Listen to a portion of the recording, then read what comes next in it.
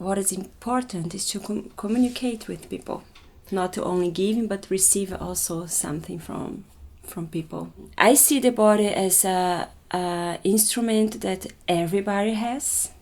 Because of that, I see it as a very accessible way to communicate, because everybody has a body, everybody has body experiences, and I think because of that, body and movement are for me a very, very rich, a very, very large, interesting way to communicate something.